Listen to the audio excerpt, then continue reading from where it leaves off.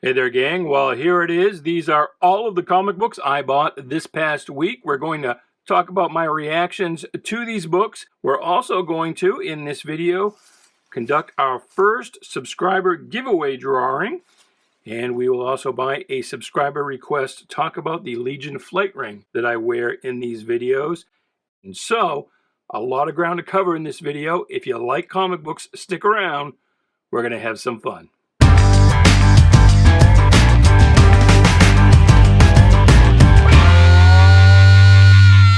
Hey there, Bubby. Welcome to Shanghai. My name is Duke, and this is a weekly haul video. And here we are. This is the haul. We've got, what have we got? 3, 6, 8 books that I got this week, although 3 of these are Diamond fixing its own screw-ups. So I only actually got 5 new books this week, but holy hell, you know, even that, actually all of this was like a retail of like 54 bucks. Luckily, I get a discount at my local comic book shop, as I'm sure many of you do as well. Although that is mitigated somewhat by sales tax, which is a relatively new thing here in Maine. It used to be that you didn't have to pay sales tax on periodicals, but government gonna government. So let's talk about these books. Action Comics 1029. Look, $5 for a comic book is way too much money, you know, and that's not just because I'm old and I can remember paying 30, 35 cents. Actually, I can just about remember paying 25 cents for a new comic book. But everything that's being done in the comic book industry these days is wrong. This has a scratch on it. I didn't even notice that. It's like they're actively trying to kill the industry. And Mr. Daniel Cherry III he's actually doing what even Dan DiDio could not do, which is crush and kill DC Comics. Maybe, and there's a little bit of conspiracy theory for you, but maybe he was hired specifically for that purpose, you know? We need somebody to preside over the organized dissolution. So, who knows? You know, the rumors of DC going to outsource, or AT&T going to outsource the DC line, who knows? But anyway, I am not real excited about this book, in part because the House of L one-shot, the Future State one-shot by the writer Philip Kennedy Johnson. Some people online have praised that. Notable fans like Perch, Joe Corallo, Wes from the Thinking Critical channel, they all praised it. I thought it was aggressively mediocre, and the ending was totally not my Superman. But I mean, this book, this is the kind of comic books I grew up with. I mean, you've got Julius Schwartz, longtime editor at DC Comics, used to have a rule of no more than 40 words in any one word balloon. And this thing, you're lucky to get 40 words on an entire page through most of it. You know, and then the backup, I'm not opposed to backups. I'm just opposed to, you know, paying $5, an extra $1 to get the backup. And this has been a modus operandi for DC forever. And this recent hike from $3.99 to $4.99 by adding the backup very, very closely parallels the hike from 40 cents to 50 cents back in 1980, which they effected by adding a backup story. And I predicted what is going to happen now within the next year or so will be exactly what happened then, what has happened every time DC has raised prices by adding more material. That material is going to go away and the price is going to stay the same. So I predict within a year, we'll be back down to 32 pages, but they'll still be $5. That's if DC doesn't raise the price to $6, which it has done on Batman and Joker starting in June. So I have cut Batman and Joker from my pull list in June. I will not be getting those books. I am not paying $6 for a comic book, you know, even if it's 40 pages instead of 32. There's just no way in hell that's going to happen. Bitterroot.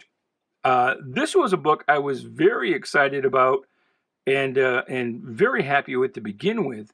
It's about a family of monster hunters set during the Harlem Renaissance of the 1920s. The problem is that more recent issues, part of the family has taken a southern swing, and what you end up with, the book has sort of devolved into a narrative of, all white people are racists, except for the one kind of sycophant cuck that we allow to tag along with us. So, and the other thing too, and this was very cool at first, is that in addition to the story, what gives this book some added value is that it has these essays by various academians in the back, usually 2 per issue, about the Black experience. And that has been really very interesting, or at least it started off, but at least it started off that way, but that too has devolved into, essays on all white people are racist. And perhaps not coincidentally, the ones that dwell the most on white racism have been the few essays by white academians. So this issue right here is going to be make or break. If this is good, I will stick with it. If this turns out to be more of what it's been the last few issues, I'm going to drop it. So, and I will mention, by the way, because it's only got about 50 hits so far, I put up a video last week with my June pull list, and I was way over budget on the first pass and needed to cut about 15 books from the pull list. So I put up this video with everything on the list and asked for your participation, your advice on what you would cut. And so yeah, that's still out there, and there's still time. I have not finalized my June order yet. Bitterroot is still on it. That issue is going to decide whether or not it's off it. But maybe you could make an argument for me to keep it or hasten the drop. But anyway, do check that out and help me decide what books like I said, I need to cut about 15 books off of the first pass of my June pull list. Redemption at number 2 of 5. This is from AWA, Artists and Writers Alliance. It looks nice. I just got the first issue last week. It was late. That was a diamond screw up. So now here we've got the second issue, but I haven't had a chance to read that first issue. Now, see, this is another thing. Friggin', you don't need a 2-page title credit sequence in a 32-page comic book. That's thinking like you're producing a television show, not a goddamn comic book. This is just wasted space. This just contributes to the book reading in 10 minutes, which at $4 is too quick. This got a bend in it too. Freaking diamond. So I don't know. It looks nice. We'll see how it is, but I mean, if you're a comic book publisher, or if you have anything to do with comic books, if you're a writer or an artist, don't do this shit. That's a useless waste of 2 pages right there. Piss me off. Something that doesn't piss me off, that actually makes me happy, is this book right here, Shadow Doctor by AFTERSHOCK. And this has been good. This is about the writer, Peter Galloway. It's about the experiences of his grandfather growing up in Chicago and the Chicago gangs of that era. And so this has been interesting. And there's a fair bit to chew on here while still having a nice, clear, compelling art style that seems interested in not just dazzling you with design, but actually telling the story. So I have enjoyed that so far. Stray Dogs, the second issue. I haven't got around to reading the first issue yet. This is kind of warped. Almost like it's got some moisture wrinkling there. That's weird. This is just kind of a little comedy thing. And so that's interesting. Back many, many years ago, I had an idea for something similar to this that I was going to call the McGrufflin Group, based on the McLaughlin Group.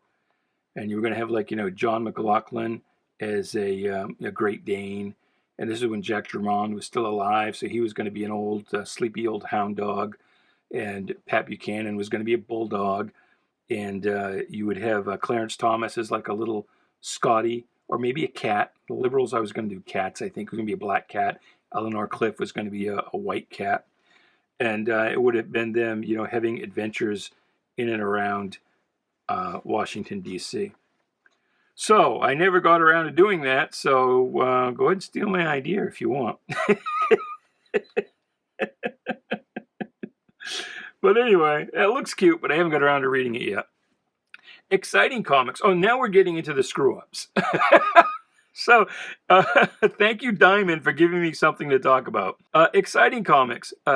Number 10 is supposed to come out next week. And you see, this is number 8. And it was a couple of weeks ago, I said to my local comics shop, the manager, hey, I haven't got number 9 yet. What's up with that? And then last week, you know, or this week, I should say, here comes number 8, which I actually never ordered. It wasn't on my pull list. This is a book, if you're unfamiliar with this is from Antarctic Press. And it uses public domain characters, and this is an old Golden Age title, uses public domain characters generally as done by new and upcoming artists and writers. And it's a thing that I tend to add on and off my pull list as I have room. Like if I'm under budget, I'll throw this on. If I'm over budget, I'll cut it. So I never actually ordered number 8, but I did order number 9 and number 10. And like I said, I asked about number 9, why it was out and I hadn't got it yet. And I guess the manager put in a reorder because what I got this week was number 8, which I never actually ordered. So I don't know if that's his screw up or Diamond screw up, or quite possibly my screw up. But anyway, there's that. Firepower, like Bitterroot, this is a book that is teetering on the edge of my pull list. I've generally enjoyed it, and I really like Chris Samnee's art. It's a nice, clean art style. My problem with this book, and here's a reason, you know, you've got this 2-page spread here that, you know, this whole 2-page spread could have served the same purpose in one panel on a page, you know. So this book reads in 6 or 7 minutes. You know, you got not a lot of words. Not that you want, you know, a ton of words. You don't want necessarily just word salad. But because Samnee's art style is nice and clean, his stuff tends to read fairly quickly. So I've generally enjoyed this book, but it reads in about 6 or 7 minutes each issue. And so it's like, that's not really worth $4 a pop to me. So I am right on the verge of dropping this from my pull list. So let me know what you think. And again, go to that video with my June pull list and let me know if this is one of the 15 titles I should drop, or if there's a reason why, you would argue I should keep it on the pull list. And then Generations Forged. This came out a couple of weeks ago. Big square-bound $10 book. Way too much for a comic book, even in a prestige format like this. And I would argue there's no real need for the prestige format. For one reason, they're hard to read. You can't open the thing all the way. But this was a Diamond screw-up because they came in damaged. All the spines were bent to hell. And so it had to be reordered. And I don't know how well you can see, but these came in kind of bent as well. The replacements were also bent. And I don't know if they were bent before they went in the box, or because Diamond's shipping method is basically just books in a box, and they flop all over the place and get bent to hell. But yeah, the replacements were kind of damaged too. I went ahead and picked the one that I thought was the least damaged, and this one isn't bad. It's just a little tiny bend right there, but.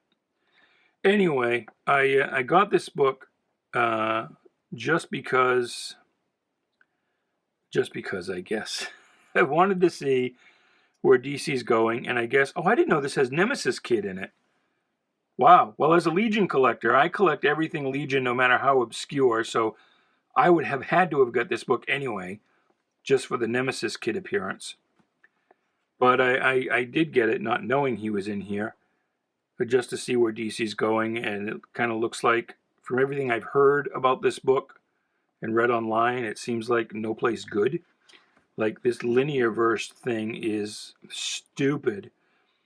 I don't know why DC insists on amalgamating, smushing everything that ever happened across 80 years of publishing into one timeline on one Earth, when the multiverse was such a simple and elegant solution. And it was just plain BS, the idea that Crisis on Infinite Earths was needed to simplify the continuity. All it did was complicate it, trying to merge all of the Infinite Earths into one. The last 30 years proves that was a bad idea, and this just compounds the bad idea. The best thing DC could do is go back to the multiverse. Put the Justice Society on Earth 2, call it Earth 38 if you want. Put the Silver Age Justice League on Earth 1, but let's call it Earth 54. The 90s stuff, we can call it Earth 94, because that's when Zero Hour was. The stuff from the 2000s, where the continuity was all over the friggin' board, we could call that Earth 0, make that the new Earth B, where, the rules are made up and the points don't matter.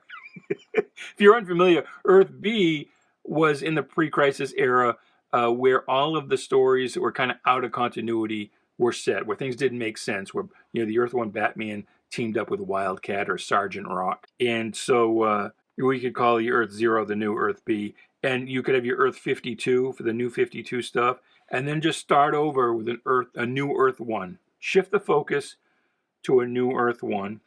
And what you can do is, now I kind of like this design that DC has, with this kind of circle and circle motif here. You got the DC logo, the issue number, and then there's usually some kind of icon for whatever brand the particular comic book is part of, rather it's the Superman emblem or Batman or whatever. But here you could have a little globe with a number in it telling you on what Earth this is set. Most of them would be the new Earth 1, but you could still do Super Sons, and the Super Sons could be, they could be the sons of the Batman and Superman of the, Silver/Bronze Age Earth 1, which I said, let's call it Earth 54. And so, well, that's something I would do. I thought this was going to be a quick video, but I got off on a couple of rants there, so oops, sorry. Well, anyway, let's break out. We got this little beanie here, what I call Puff the Magic Yarmulke, and we will put in all of our subscribers who commented during our contest period. And just to remind you all, you will throw it up on the screen, the World of Smallville Silver Age PVC set. And actually, I have it right here. I can show it to you, but the tripod's not tall enough that I can get the whole thing on camera. And I actually banged into it. But there it is. And, yeah, the box is not mint. But the figures themselves, I think, were only ever taken out of this package once. And I have two of them. That's why I chose this as the prize. It's not anything you're going to flip and get rich on. I mean, it only had an original retail value when this came out, I think in the late 90s, early 2000s, of $39.95. But it's just kind of a token, a show of appreciation to thank you for subscribing, for watching. And so it said we would do a drawing when we got to 247 subscribers. And so all of the people who subscribed and left a comment are here. Although, actually, the dirty little secret, if you don't know, depending on what you have for your settings, I may not be able to tell if you're a subscriber. So basically, this is just everybody who left a comment during the contest period. And I'm just sort of hoping that they also subscribed. I've been adding about 1 or 2 subscribers per day on average, sometimes none. And then right after we hit the 247, we got up to about 250, and then we started going reverse. I lost a couple and got back down to 247. I think that might have been a couple of people that had only subscribed for the contest. And because I didn't do the drawing like right away, because some of these videos actually are aired a little bit before they're recorded, I should say, before they are published, I think they got impatient, and so they bailed. So I said, not everyone here may not be a subscriber. I've got one here that will look like he didn't leave a comment, and I just wanted to give him a shout out. This is IsomerThe. It was his username. It was, probably still is. But, you know, the internet being what it is and social media being what it is, I'm sure that somebody is going to go back through all the comments and see that, you know, it doesn't appear that ISOMA ever left a comment, and they'll be like, oh, that contest was rigged. That's some friend of his, blah, blah, blah. No, actually the case is that for some reason, and I don't know why, YouTube is deleting his comments automatically. And so I get an email whenever somebody leaves a comment, and kind of an old habit from my journalism days, I'm checking my email like every 90 seconds throughout the day. And so you know, I get the email, and you know, I like to, first chance I get, you know, I go into YouTube. I say first chance, like, you know, once a day, next day, whenever. You know, I go into the YouTube studio, and I like to at least, you know, give a little heart to every comment, just to acknowledge that I've seen it and read it. And appreciated it, you know, even if there might not be a reason to reply or respond. But I was going to respond to his comment. I can't remember what it was, but it was something, you know, pretty insightful that I wanted to reply to. And the comment was gone. And I didn't think much of it, you know, because I figured, well, maybe after I got the email that he had, you know, left a comment on the channel, maybe he decided to go in and delete it for whatever reason. But then it happened again. I got an email, went in to reply, the comment wasn't there. And then, and because in these emails I can see the comment. And in the third one, he said, you know, my comments aren't appearing. What's going on? Well, ISOMerThe, I don't know. I do know that occasionally YouTube will automatically delete something that appears to be spam. You know, those people who like leave like 2 or 3 words and a link to something that looks like a timestamp. And maybe they have you, the algorithm thinks you're a Russian bot or something. And maybe you are. Maybe you're just a bot that leaves really, really nice and insightful comments. But anyway, because he was trying to comment, I wanted to throw him in here and give him a little shout out here to let him know, through the only means I really know how to, that, you know, your comments were seen, they were appreciated, and I'm sorry, I don't know why they're getting deleted. To my knowledge, it's not happening to anyone else, but this fellow right here in particular, for some reason, his comments were getting deleted. So anyway, you can't see, but I am looking away. I am looking away. And whoops. I said I was looking away, and then I kind of peeked it just as I saw that one fall out. Let's make that one the one we pick.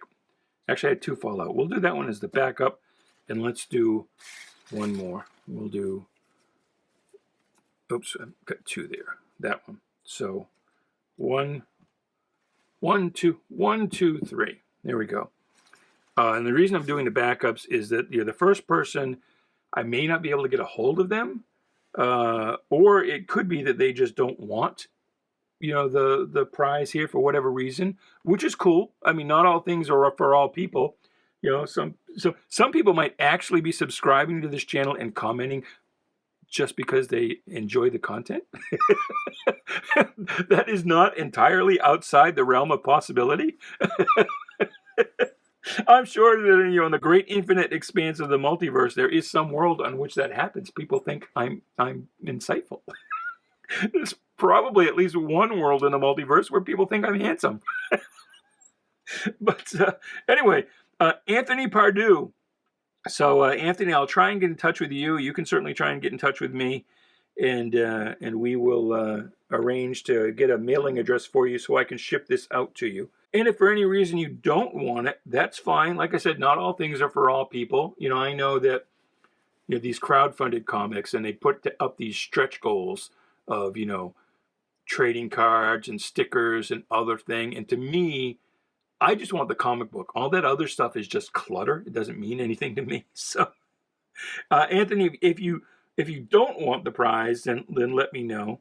So if you don't want it, or we can't hook horns for whatever reason, and I'll give it a couple of weeks. And if we're not able to make contact, then it will go to the second choice, which is the T Spider-Man. And then if a couple weeks later I haven't got a hold of him, then next up will be, oops, that's something I had written on the back. Cinnamon Cat Music and Hobbies. Well, that's somebody who probably will try and flip this. Possibly. It sounds like a store to me. So yeah, so Anthony Pardue, and then the T Spider-Man, and then Cinnamon Cat Music and Hobbies. And if we get that far in, that'll be 2, 4, 6 weeks out. If within those 3 we haven't found a way to get this PV set gone, then it'll be part of the next subscriber giveaway. Maybe we'll add something to it. I don't know what yet. Like I said, I'm adding about 1 or 2 a day on average. So to get to the next goal, which I've set at 531, that's going to be a fair distance away. It's going to be like a year. I would like to get subscribed. I'm going to pull more Drew out here just to give you something to look at while I'm yakking. I would like to get monetized and earn enough money from this channel to at least, buy a decent microphone and camera setup, so I'm not just shouting into the iPad. We're really lowballing it here at Shanghala. But it'll take me a while to get to 1,000. It's like I said, it's probably going to take me a year to get to 531. And I set that goal again because I'm a big fan of the Legion of Superheroes, and because everybody does round numbers, and I'm a natural contrarian. Anyway, I set 247 as the first goal because Adventure Comics 247, that's the first appearance of the Legion. And so the second goal is in sticking with Adventure Comics. Adventure Comics in its first iteration went to 503 issues. And then it came back a few years ago. It was originally renumbered, but had like a ghost legacy number, but then it just went ahead and adopted that legacy number, so it went then up to 529, and there was 10 issue in there, so 530 issues total. So if we're going to go one better than Adventure Comics, 531 is the next goal. So like I said, if 3 swings and I strike out at giving away this Silver Age PVC set, then I will add that into the prize package for the next giveaway, and I've got time to kind of figure out what that next giveaway is going to be. And let me know what you want. Like I said, it's not going to be anything huge and expensive, and if I can do it, it's going to be something I've got hanging around. But yeah, let me know. Do you want a comic book? Do you want an action figure? What to you would be the most appropriate prize, the thank you for subscribing to this channel. All right, so speaking of subscribers, I had a couple of requests recently. One was to talk about the Legion of Superheroes, and more particularly the flight ring that I wear in these videos. And then another one was to talk about the Overstreet comic book price guide. And I have the most recent one right here, the 50th. And I can't get that all on camera because it's just so big and fat. Look at that. Hey, I made it rhyme. So I think the next weekly haul video is when we will talk about Overstreet. And I think to talk about the Legion, I'll need to make that like its own separate video. I'll do a video on kind of the history of the Legion and my particular fandom. But as far as the rings, the person wanted to know where I got the rings. This one, it's plastic. It's an all sizes fits all. And this came out in the mid-2000s, around 2005, 2006, about the same time as... just a second. Let me go get it. There'll be a cut here. Okay, I'm back. It took me a second to find these things. But like I said, around 2005, 6, 7, I forget exactly when, DC put out these, and they're the same thing, plastic, one size fits all, these Green Lantern rings. And they did one for every kind of core. There was the green lanterns, I think that's the indigo, the orange, the yellow. I've got the whole set, but this is what I could find right at the top of my, and they also put out these rings, and you can see they're different colors. They're actually different kinds. So these are 2 different runs, actually. And yeah, so these came out at the same time. Actually, I think these are the ones that came out at this time, and maybe this is one that came out at a different time, because it's definitely a different design. I don't know if they've got a date on them. But anyway, these were free promos that were given away at comic book shops. And this ring, at least, was around that same time. You can see it's kind of the same design. And so, yeah, I just got it free at my local comic book store. This one's a little different. I can't remember. My memory is that this was, the same time, but maybe it's different. This was during the era of the Reboot Legion, right at the height of the hype for that. And so you can see the L is the style from that. That's actually when this whole L and shooting star emblem started, with the reboot in 1994. And so yeah, and you can get these pretty cheap. I went online before I started this video to take a look and see what they were going for. And yeah, they were like 20 some odd flight rings. In these particular kind, a lot of them were at buy it now prices of less than $5, and I saw one for $2.98. So you can get one of these certainly cheap enough. But that's what they were. They were sometime between maybe the late 90s and the mid-aughts.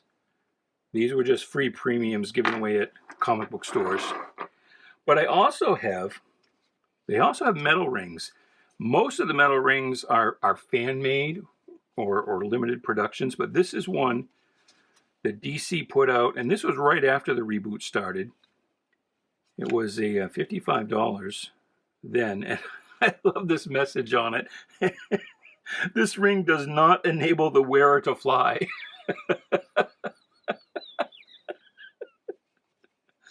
So yeah, it came in a nice ring case, and it's a metal ring, and it's actually, yes, this is the same design. So this one is different. This one came out about the same time as those Green Lantern rings, and like I said, sometime in the middle of the aughts. This is a plastic version of the metal pressing that came out at the same time, and again, my memory is that's late 90s, sometime soon after the reboot of the Legion in 1994. And so the metal ring, those are sized. This doesn't fit me anymore, and it's a size 10. And I probably should have got a larger size, because I noticed afterwards most people wear their Legion flight rings on their middle finger. I had it sized for my ring finger, but you can see it doesn't even go on. I can barely get it on my pinky. And that's just because, I was probably 205 when I ordered this thing now, and now I'm like 305. It's pretty disgusting, and that's why I don't appear on camera. And you've heard me reference the wife, the Die Spausenführer. And you may have noticed that while I wear a Legion flight ring in my videos, I don't wear a wedding ring, and that's the same deal. Sometime after about 250 pounds or so, the ring was getting too tight. And so it's here. I have it. I didn't throw it away any more than I could throw her away. But yeah, I need to get on the weight train. And so, if not so the wedding ring will fit, at least so my Legion flight ring will fit. But like I said, there are a lot of metal rings on eBay. A lot of them are these, limited production or fan-made things. I haven't seen any of these. This particular one that was made by DC, or I guess DC Direct, made in USA, size 10. With the box and the outer cover. But anyway, that's the story on the Legion flight rings. And we'll do up a video on the Legion itself at some point. So, there you go.